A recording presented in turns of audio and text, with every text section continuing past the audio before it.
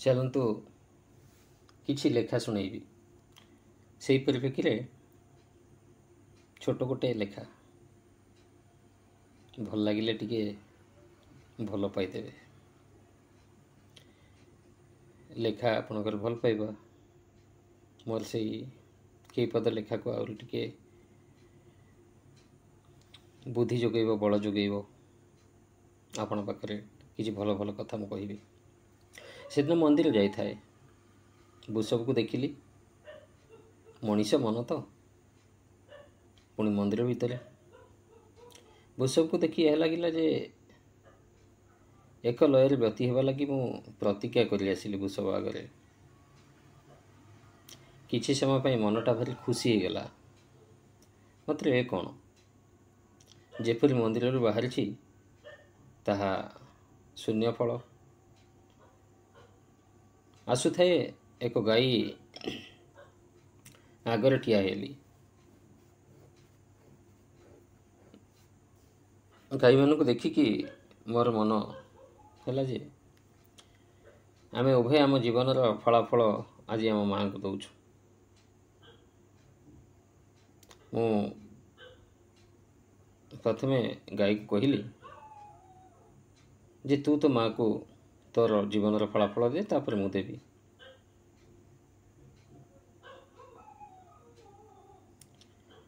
गाईटी कहता है ठीक अच्छे ताले मु आरंभ करुँची कहली हाँ। से प्रथम कहूँ माँ तू जहाँ कही मु सबू अक्षर अक्षर मानी मु मो जीवन में सेपरी कौन अक्षर भूल करना माँ तू जहाँ आदर्श शिखाई मु मृत्यु जाए ता ही पालन कर आसुची। ए देख तो तू मते जे भली जन्म करिथिलु जो जगार जन्म करिथिलु मु केबे से स्थान त्याग करनी। तू मते जहाँ शिखाई देइथिलु मु सेई खाद्य खाइछि। तू कहिथिलु उपयुक्त सतेज खाद्य खाइले देह सुस्थ रहे मोर सत कथा देह भारी सुस्थ रोची। अनेक आगु को गले अनेक पनीपरिया फलमूल अनेक घास अच्छी मते तू कहिछु मो अंचल भितर रहिबाकू ताहा मु करछि। मु केबे से लोभरे पड़ी कि मु जाई नहीं। मते तू जेउ नीरव शिक्षा तू देइथिलु जो सदाचारी हबार शिक्षा देइथिलु विनयी संयमी मु सबु मानिछि। आउ सबुठ बड़ कथा मु एपर्यंत सुस्थ अच्छी।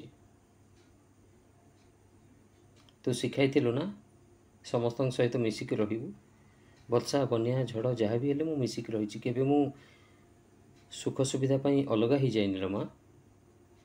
मु तोर कथा अक्षर अक्षर पालन करुछि मोर समाज रे मु रही मु समाज को जमा छाड़ीनी। आ सबुठ बड़ कथा तू मते जहाँ शिक्षा देइथिलु ना मु पर पीढ़ी की ताहा ही शिखाई आ खाली शिखई नहीं उदाहरण सह शिखई।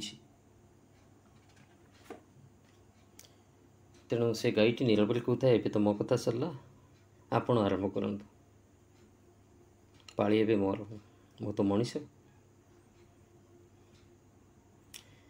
गाईर जीवनर जो आसेसमेंट शुणिकी मते भी गंभीर लगिला जे मु मो माँ का आगे कौन कहबी अंततः सत कहबी और जदि सत कहबी केते सत कहबी मिछ तो कहबी नहीं कहीं मिछ कहले शेष हब नहीं सत कहले बेस अल्प समय शेष हो कहीं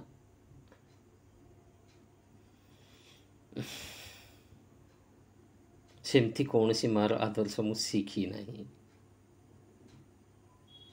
जहाँ माँ शिखाई बोधे में सबुठू जो सरल रेखाटी आंकी दे से जीवन सत्यता शिखाई मुझे बहुत दूर रे भारी नीरव लगिला जे मु कहिबी कौन। वास्तवता यही जे मो पाखे सेपरी कौन उत्तर नथिला कारण मु निजको जानी मो जन्म दे मते आदर्श दे मोर जीवन शैली को ସୁଚାରୁ ରୂପେ ପାଳନ କରିବା ପାଇଁ ଯେଉଁ ଶିକ୍ଷା ମୋ ମା ଦେଇଥିଲା ତାହାର 1% ବି ମୁଁ ଜୀବନରେ ଆପଣାଇ ପାରେ ନାହିଁ। ନା ମୁଁ ଆଦର୍ଶ ଜୀବନ, ନା ମୁଁ ସଂସ୍କାରୀ, ନା ମୁଁ ବିନୟୀ, ନା ମୁଁ ସଂଯମୀ, ନା ମୁଁ ସମୟାନୁବର୍ତ୍ତିତା, ନା ପରୋପକାରୀ, ନା ସମାଜ ସେବକ, ନା ସମାଜରେ ରହି ସମସ୍ତଙ୍କୁ ନେଇ ଚାଲିପାରିବା, ନା ମୁଁ ଉଦାହରଣ ସ୍ୱରୂପ ପରପିଢ଼ିଙ୍କୁ କିଛି ଆଦର୍ଶର ଉଦାହରଣ ଦେଇପାରୁଛି। ମୁଁ ତ ସାରା ଜୀବନ ଭୌତିକ ଆବଶ୍ୟକତାରେ ନିଜକୁ ମଜି ରଖିଲି, ଜୀବନର ଅର୍ଥ ଭୁଲି ସାରିଲିଣି। ତେଣୁ ସେ ତୁଳନା କଲେ ସେ ଗାଈଟି ଆଗରେ ମଧ୍ୟ ନିଜକୁ ତୁଚ୍ଛ ଲାଗେ ଯେ ତାଠୁ ବି କିଛି ମୁଁ ଶିକ୍ଷା କରିପାରିଲିନି। ବାସ୍ତବରେ ଇଏ ଏକ ଉଦାହରଣ ନୁହେଁ, ଆଜିକା ସମାଜ ପାଇଁ ନା ବହୁତ ବଡ଼ ଶିକ୍ଷାର ବିଷୟ। ଧନ୍ୟବାଦ।